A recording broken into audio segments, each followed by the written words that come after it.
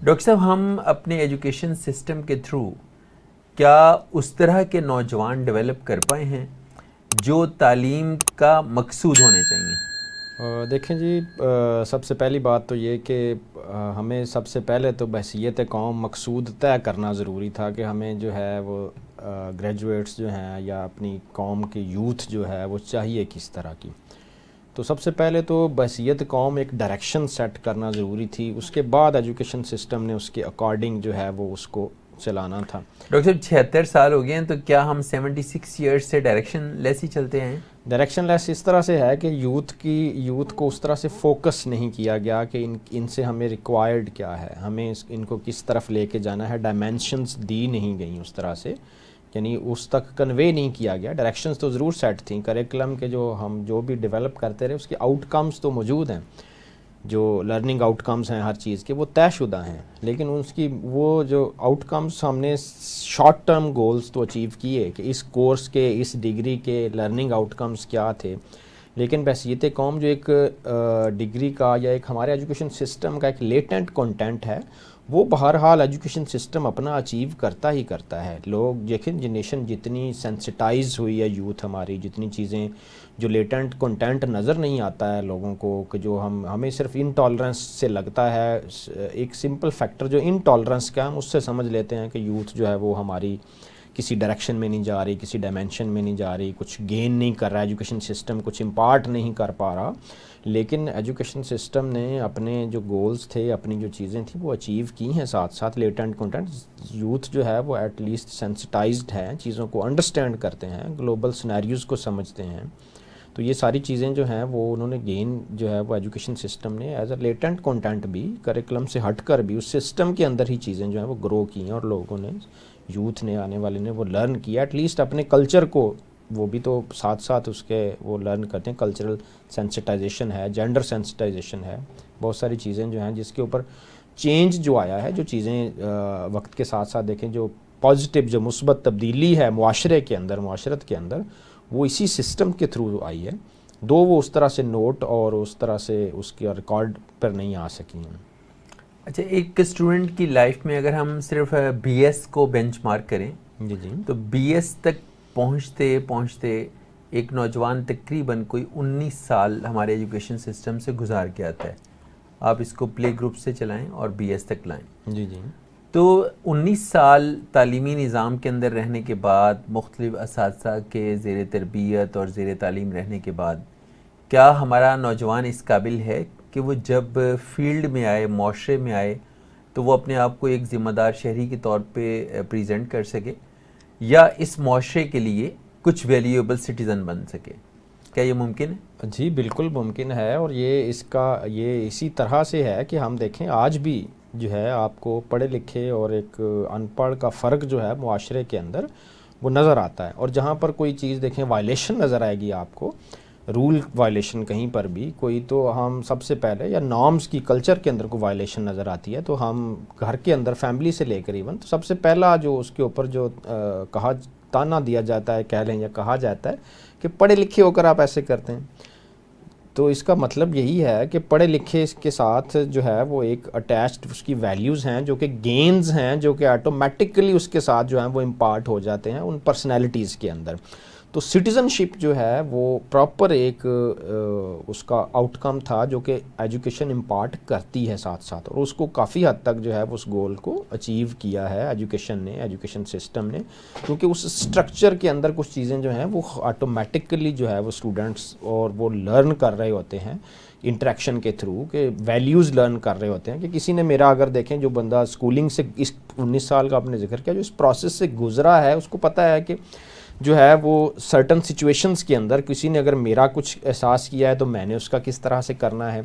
तो rights and obligations जो हैं वो स्पेशली जो है वो लर्न करते हैं, और यही राइट्स एंड ऑब्लिगेशन जो आपस में वो लर्न करते हैं, इसी तरह से वो ख़ुद को ऑब्लाइज्ड समझते हैं, और उसी तरह ख़ुद को उन्हीं राइट्स एंड ऑब्लिगेशंस के अंडर टुवर्ड्स स्टेट वो कंसीडर करते हैं स्टूडेंट्स में। अच्छा, राइट्स का आपने तज़किरा किया। राइट्स तो तकरीबन हर फर्द अपने राइट्स जानता है, समझता है,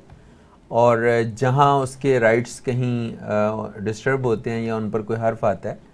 तो वो उस पर स्टैंड भी लेता है। लेकिन क्या फ़राइज़ के मामले में भी हमारा रवैया यही है? देखिए, फ़राइज़ के मामले में थोड़ा सा डिफरेंट है। ये तो यही बात है कि जो जहाँ पर गैप्स रह जाते हैं कि हम जो है वो ख़ास तौर पर यूथ के हवाले से भी कि जो राइट्स एंड ऑब्लिगेशंस जो हैं वो राइट को हम जहाँ पर देखें हमें टर्मिनोलॉजीज़ के अंदर भी जिक्र करते हुए हमने राइट्स पहले रखे हुए हैं, बोलते हुए भी राइट्स पहले आते हैं, ऑब्लिगेशंस बाद में आती हैं। तो इसी तरह का रवैया जो है ये सारे मामलात में भी है कि हम पहले राइट्स चाहते हैं, उसके बाद ऑब्लिगेशंस आते हैं, क्योंकि ऑब्लिगेशंस फिर हम कहते हैं कि वो मेरी मर्ज़ी पे है, मैं किसी को ऑब्लिगेशन समझता हूँ या नहीं समझता। तो होना तो ऐसे चाहिए कि फ़र्स्ट स्टांस पे ऑब्लिगेशंस होनी चाहिए, मैं अपनी पूरी करूँ तो देन मैं राइट्स डिमांड करूँ। जैसे स्टेट से है कि अगर मैं टैक्स पे करता हूँ स्टेट को तो फिर मैं कोई चीज़ डिमांड करूँ स्टेट से। अगर मैं वो पहले स्टेप पर ही उससे के अगेंस्ट हूँ या मैं कुछ दे ही नहीं रहा, मैं सिटीज़नशिप के किसी म्यार पर पूरा नहीं उतर रहा और उसके बाद मैं जो है वो अपने राइट्स भी डिमांड कर रहा हूँ, तो ये जो है ना वो ऐसे नहीं है। जो जिस तरह से पर्सनल रिलेशनशिप्स में म्यूचुअल बेनिफिट्स से है चीज़ें चलती, इसी तरह से इसमें भी चलनी चाहिए। अच्छा, अगर एक फ़र्द वो अपने फ़राइज़ का एहसास नहीं करता तो क्या मुआशरा किसी मस्बत सिमत में ले जाया जा सकता है कि ये मुमकिन है? नहीं, बिल्कुल देखें, ये बिल्कुल मुमकिन नहीं है ऐसे कि मुआशरे को मुस्बत सिमत में जितनी देर तक हर शख्स इंडिविजुअल कैपेसिटी में रिस्पॉन्सिबिलिटी नहीं लेगा और ऑब्लिगेशंस अंडरस्टैंड नहीं करेगा अपनी, society as a whole progress नहीं कर सकती। हमारे यहाँ जो कल्चरल वैल्यूज़ का फुकदान है या डिक्लाइन है उसकी भी रीज़न यही है, मेजर रीज़न एक ये है कि हम जो है वो ऑब्लिगेशंस को, अपनी ज़िम्मेदारियों को, फ़राइज़ को जो टूवर्ड्स सोसाइटी और स्टेट हमारे ड्यू हैं उनको हम उस तरह से नहीं लेते कि उनको फ़राइज़ समझ कर अदा करें। हमने जो चीज़ें हम इग्नोर करने की पॉलिसी पर हैं, यही चीज़ जो है वो डेफिशिएंसी मैं समझता हूँ कि एजुकेशन सिस्टम से भी एक रही है कि उसको हमने इम्पार्ट उस तरह से नहीं किया कि ये जो चीज़ें बहुत ज़रूरी हैं जिसको रिस्पॉन्सिबिलिटी ओन करके, यानी हम अपनी चार दीवारी के अंदर वाली जगह को तो घर समझते हैं, उससे बाहर निकलते हैं तो वो जो हो रहा है हम उस पर आंखें बंद कर लेते हैं। हमने कितने हम में से लोग हैं जो कि सड़क से जाते हुए जो चीज़ जो है वो कूड़ा है, कुछ चीज़ है, उसको उठाकर साइड पे करते हैं, या कुछ चीज़ ऐसी देखते हैं जो कि नहीं होनी चाहिए वहाँ पर, वो उसको हम अपनी ऑब्लिगेशन या ज़िम्मेदारी समझकर उस सोसाइटी का फ़र्द समझते हुए हम उसको उस पर अमल करते हैं, उसको परफॉर्म करते हैं इस चीज़ को। तो वो ये इज्तिमाई रवैया नहीं है, ज़िम्मेदारी का वो फुकदान है। डॉक्टर साहब, हमारे नौजवानों का फोकस तो ज़ाहिर है जॉब है, जी जी, तो क्या ड्रीम जॉब्स वो ले पाते हैं या बस कैजुअल एटीट्यूड है इस मामले में, बस ठीक है जो जॉब मिल गई सो मिल गई? देखिए मोहम्मद साहब, ये बड़ी तल्ख बात है। हमारे यहाँ अनएम्प्लॉयमेंट से ज़्यादा अंडर एम्प्लॉयमेंट है। हमारे यहाँ लोग जो है वो बहुत अच्छी डिग्रीज़ करने के बावजूद बहुत लो पेड जॉब्स जो हैं वो कर रहे हैं और मजबूरी में कर रहे हैं, क्योंकि जो है वो इकोनॉमी जो है उस तरह से रिस्पॉन्ड नहीं कर रही जिस तरह से हमारे एजुकेशन इंस्टीट्यूशन जो हैं वो ग्रेजुएट प्रोड्यूस करें। इनकी पेस में बड़ा डिफरेंस आ गया हुआ है। इकोनॉमी ने पिछले 2 to 3 डेकेड्स में से कोई नई चीज़ क्रिएट नहीं की, नई जॉब्स उस तरह से क्रिएट नहीं हो पाई जिस तरह से हमारे यहाँ ग्रेजुएट जो हैं वो प्रोड्यूस हुए हैं। तो उनका फोकस जो है वो अर्निंग इसलिए है कि उसके साथ साथ इकानमी के अंदर चीज़ें जो इन्फ्लेशन है, जो नीड्स हैं वो बहुत ज़्यादा बड़ी हैं, और उसके साथ साथ जो है वो पुराने कॉन्सेप्ट भी अब ख़त्म हो गए कि घर में एक आध फ़र्द कमा लेता है और फिर गुजारा चल जाता है। अब तो इवन जो है वो जेंडर पार्टिसिपेशन के बगैर, विमेन पार्टिसिपेशन के बगैर भी फैमिली का चलना मुश्किल हुआ हुआ है। तो वो उस वजह से जो है वो जॉब्स, उनका फोकस वो इसलिए प्राइमरी फोकस भी इसलिए बन गया हुआ है कि अर्निंग स्टार्ट हो तो सर्वाइवल है इंसान की, ये बेसिक नेचर है। ये कोई ऐसा नहीं है कि हमारे यहाँ का नौजवान या यूथ जो है वो बहुत बिगड़ गई है या गलत ट्रैक पे चल पड़ी है। बेसिक जो है सर्वाइवल इंसान की सबसे प्राइमरी नीड है, वो सर्वाइव करेगा तो वो किसी सूरत कुछ परफॉर्म कर सकेगा ना। बाकी सारी चीज़ें तो उसके बाद जो है वो हायरार्की में उसके बाद आती हैं सारी की सारी चीज़ें। अच्छा, उसमें जो स्टूडेंट फील्ड में आया, उसने जॉब हासिल की और फिर वो अपनी सर्वाइवल की जंग में लग गया। वो ज़ाहिर है कि या तो अंडर एम्प्लॉयमेंट के तहत उसको जॉब मिली, उसकी डिग्री कुछ और थी, वो कर कुछ और है, तो फिर ये जो विवेशियस एक सर्कल है जिसमें हम सभी घूम रहे हैं, इससे निकलने की राह क्या है? रास्ता क्या है? ये रिलेटिवली बड़ा मुश्किल सवाल है कि रास्ता जो है वो इससे निकलने का बेसिक जो ये विशेष साइकिल है जिसमें सारे घूम रहे हैं, और ये साइकिल है सर्वाइवल का। ग्लोबल कल्चर को अगर हम देखें तो उसमें आप देखें कि जो रिच नेशंस हैं उनका कल्चर जो है that revolves around self esteem, self respect, उस तरह की चीज़ें जो हैं, जबकि हमारा जो कल्चर है दैट रिवॉल्व्स अराउंड सर्वाइवल, रोटी के गिर्द घूमता है। उस साइकिल से, उस सर्कल से हम निकल ही नहीं पाते। इस वजह से देखेंगे हमारे यहाँ ना कोई रिसर्च प्रोड्यूस होगी, ना कुछ साइंटिफिक चीज़ें प्रोड्यूस हो रही हैं, ना कोई इन्वेंशंस हो रही हैं। ये सारी की सारी इसलिए वहाँ से हो रही हैं कि वहाँ पर ये सारी जो बेसिक्स जिनके लिए हम सर्कल में हैं ये स्टेट्स ने ज़िम्मे ले ली हुई हैं। दो उसके जो बैकग्राउंड जो भी था, जिस तरह से जिसको हम वेलफेयर स्टेट्स या कुछ इस तरह से कहते हैं, तो जितनी देर तक बेसिक नीड्स सिक्योर नहीं होंगी उस तरफ से इंसान जो हमारे जो यूथ है, हमारे जो लोग हैं, जब तक सिक्योर फील नहीं करेंगे इस तरफ से, उतनी देर तक इस सर्कल और साइकिल में ऐसे ही घूमते रहेंगे। तो जो प्राइमरी नीड्स हैं उनको, उनकी तरफ से जो है वो फियरलेस होना, उस फियर का ख़त्म होना बड़ा ज़रूरी है, क्योंकि फियर के अंदर कुछ क्रिएटिविटी इंसान जो है वो नहीं कर सकता। इसीलिए हमारा टैलेंट भी वेस्ट हो रहा है, क्योंकि उसको जो है वो फ़ौरन से पहले जो है वो कहीं ना कहीं इस डायरेक्शन में लग जाते हैं कि जी अर्निंग उनका पहला फोकस जो है वो बन जाता है, क्योंकि सर्वाइवल बेसिक प्राइमरी नीड है। ये रिसेंटली आपने जो है वो देखा होगा, वो डॉक्टर एक 22 गोल्ड मेडल के साथ जो है वो फाइवर पर अपना अकाउंट बनाकर जो है वो फ्रीलांसिंग के थ्रू जो है वो इनकम जनरेट करने की कोशिश कर रहे हैं विद 22 गोल्ड मेडल्स। तो लैकिंग कहाँ है? एजुकेशन सिस्टम में लैकिंग है, रियासत के पास प्लान नहीं है यूथ को अकोमोडेट करने का, या यूथ जो डिग्रियां लेके आ रही हैं वो सिर्फ पैसों की रसीद है और उनके पास स्किल उस दर्जे की नहीं है कि वो सोसाइटी के अंदर अपना कोई मकाम बना लें? नहीं, इसमें जो सेकंड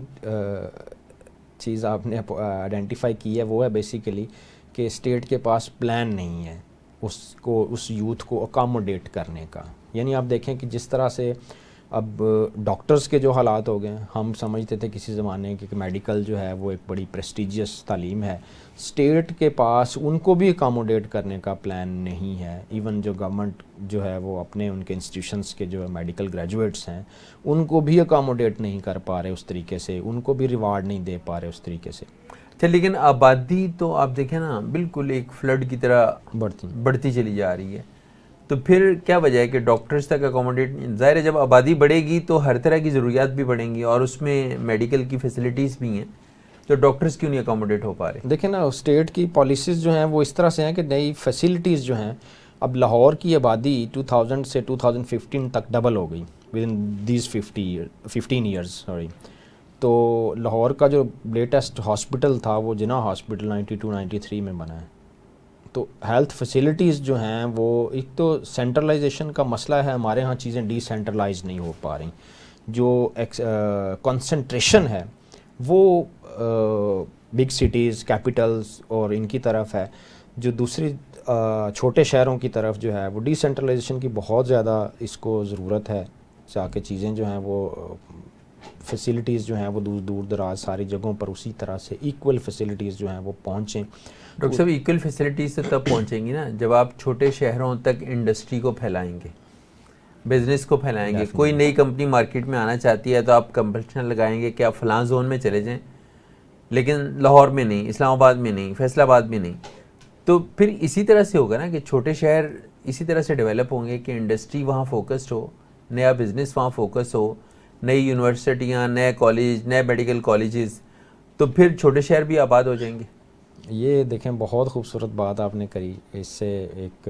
यानी बहुत ज़रूरी बात जो है, और ये एक बहुत बड़ा रोड मैप है, एक प्लान है। अगर इसको गवर्नमेंट जो है वो आपकी इस बात को अगर किसी तरीके से कोई फॉलो करे, कि बहुत इम्पॉर्टेंट बात है कि जिस तरीके से आपने मेंशन किया कि ये बड़ा आसान तरीका कार है। गवर्नमेंट ने एक पॉलिसी बनानी है कि नई जो है वो इंडस्ट्री जो है वो इस पैटर्न पे लगेगी, और उससे एक तो ये सारी चीज़ें यहाँ से भी जो है वो लोड जो है वो कम होगा। माइग्रेशन का लोड जो है वो सिटीज़ को ख़राब कर रहा है, सिटीज़ के निज़ाम को चलने से जो है वो उसमें रुकावट है। और उसके साथ साथ जो है वो ओवरऑल ग्रोथ जो है सारी जगहों पर वो बेहतर हो जाएगी। जिस तरह अब प्लान और पॉलिसीज़ के तहत यूनिवर्सिटीज़ बन रही हैं, हर डिस्ट्रिक्ट में यूनिवर्सिटीज़ की अनाउंसमेंट जो है वो हो चुकी हैं, और पिछले 5 से 10 सालों में आप देखें कि बहुत सारी नई यूनिवर्सिटीज़ छोटे शहरों में जो हैं वो बन चुकी हैं। लेकिन अगर इंडस्ट्री कनेक्टेड नहीं होगी तो फ़ायदा नहीं होगा। अभी देखें ना, लाहौर में फॉर एग्जांपल हम एक एग्जाम्पशन पे बात करते हैं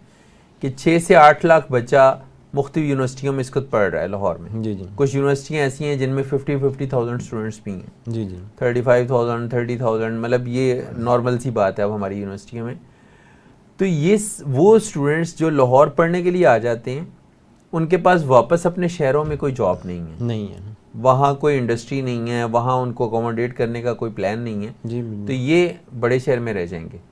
और फिर हर साल आप देखेंगे अगर लाखों की तादाद में स्टूडेंट्स आते जाएं और इधर ही रह जाएं और वापस अपने शहरों को ना जाएं, जी, तो उसका नुकसान है ना हमारी इकोनॉमी को नुकसान है। और यही नुकसान जो है वो हम बियर कर रहे हैं, और इकोनॉमी जो है इसी वजह से सफ़र कर रही है कि उसको ये अगर फैलाएं, यानी उसकी हॉरिजॉन्टल ग्रोथ जो है वो भी तो होनी चाहिए ना, उसको डिफरेंट एरियाज़ तक वो पहुँचे, लोग वहाँ के लोग जो है वो उसके साथ उसमें कंट्रीब्यूट करें, ताकि सारों का कंट्रीब्यूशन हो उस इकानमी में, तो वो as a whole economy inclusive किस्म की पॉलिसीज़ हों जो ग्रो करे एज अ होल। तो इस वजह से ही फिर वो जॉब मार्केट भी बढ़ेगी, जॉब क्रिएट करने में भी आसानी होगी, और दूसरा उससे जो है वो स्मॉल बिजनेसेस उन शहरों में वो वाले बिजनेसेस भी लगाए जा सकते हैं, चलाए जा सकते हैं, जिनको हम स्मॉल मीडियम एंटरप्राइजेज में गिनते हैं, और वो जो जॉब्स ज़्यादा क्रिएट कर सकते हैं लोगों के लिए, और वो आसानी है। देखें ना, एक जो बंदा जहाँ पर आकर जॉब करता है उसके लिए सर्वाइवल नीड यहाँ पर रहते हुए उतने पैसे जो हैं वो बहुत कम हैं, वही अमाउंट अगर उसको वहाँ पर घर बैठे मिल रही है तो वो उसके लिए सफिशेंट है। ये एक और बहुत से ऐसे हुनर जो हैं, बहुत से ऐसा आर्ट है, बहुत सी ऐसी यानी होम इंडस्ट्री है जिस पे फोकस किया जा सकता है। मतलब हम अपनी इंपोर्ट्स को अगर चेक करें और उसको हम एनालिसिस करें कि उसमें कौन सी चीज़ें हैं जो हम लोकली खुद बना सकते हैं, तो हम खामखा बाहर से मंगवाते हैं। जी जी। अच्छा, 25 करोड़ आबादी का होना एक बहुत बड़ी स्ट्रेंथ है बिजनेस के लिए भी, एग्जैक्टली, इंडस्ट्री के लिए भी। यस। अच्छा, उसको अगर हम फोकस करके काम करें तो बजाय इसके कि हम चीज़ें इंपोर्ट करते चले जाएं, अगर हम उसको लोकली बनाने पे फोकस करें तो मेरा नहीं ख्याल कि पाकिस्तानी कौम से ज़्यादा ज़हीन कोई कौम इस खित्ते में मौजूद है। ये बिल्कुल ठीक बात है कि उस पर फोकस करके, लेकिन ये तो फिर वही बात है कि ये पॉलिसी लेवल की सारी हम बातें कर लेते हैं। हमें तो इंडिविजुअल्स को ये जो है वो स्टेप तय करने हैं कि हमने कहाँ से शुरू करना है और कहाँ तक जाना है। अगर ये इसकी पॉलिसी डिवाइस की जाए और देखा तो जाए, एटलीस्ट इस पर सर्वेस तो किए जाएँ कि कौन सी चीज़ें हैं जो हम खामखा इंपोर्ट कर रहे हैं, जिनकी हमें लोकली हम उसको अच्छे तरीके से अरेंज कर सकते हैं। देखें ना, हम इंपोर्ट कोटा भी फिक्स करते हैं, हम टैरिफ बिल लगाते हैं। टैरिफ किस लिए लगाते हैं? To protect the local industry. तो अब हम अगर टैरिफ इंपोर्ट कर सकते हैं तो हम इंपोर्ट बैन भी तो करते हैं लेकिन हम इंपोर्ट बैन कर रहे हैं डिफरेंट जो है वो पॉलिटिकल प्रेशर्स के अंडर, डिफरेंट इकोनॉमिक प्रेशर्स के अंडर। यानी हम गाड़ियों की इंपोर्ट बंद कर देते हैं, हमने मेडिसिन इंपोर्ट नहीं करने देते, जबकि मेडिसिन जो है वो हमारे यहाँ इतनी प्राइसेस उनकी बढ़ रही हैं कि वो अफोर्डेबिलिटी से बाहर जा रही हैं, उन इंपोर्ट के ऊपर बैन है। लोकल इंडस्ट्री जो है हम कह रहे हैं कि वो प्रमोट हो, लेकिन वो इंडस्ट्री फिर हम उस प्रेशर से भी तो निकले ना, कि जिसका हम कंपनीज़ के जिनके प्रेशर में आ जाते हैं। हमें अपनी स्टेट को फोकस करके, प्राइमरी फोकस जो है वो अपनी रियासत को, अपने मुल्क को रख कर जो है वो ये करेंगे तो हम अपनी इंडस्ट्री को प्रमोट कर सकते हैं ना सिर्फ, और बल्कि इसको हम इंपोर्ट की हद तक नहीं, इंपोर्ट कम होने की हद तक नहीं, हम एक्सपोर्ट में जा सकते हैं। बहुत सारी चीज़ें ऐसी हैं जिनको अब हमारे मिट्टी के बर्तन इवन जो है वो अमेरिका में जो है वो सेल होते हैं, और उनके वो पास्ड हैं उनकी इस मिट्टी की, जो खित्ते की जो मिट्टी है, ये कह लें कि उसमें मिनरल्स और बाकी सारी जो उसकी चीज़ें हैं वो उनसे अप्रूव्ड हैं, कि ये बिल्कुल उसमें सारी कोई हार्मफुल चीज़ नहीं है। तो इसमें जो इंडस्ट्री या बिजनेस या रियासत के करने के काम हैं, उस कम्युनिटी से हट के आप बताइए कि इंडिविजुअल्स क्या करें कि वो अपने मुल्क के लिए कुछ कर सकें।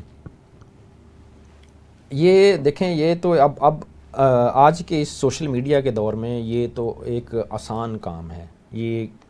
कदरे रिलेटिवली ये आसान हो गया है कि इंडिविजुअल भी अगर एक डिसीजन कर ले,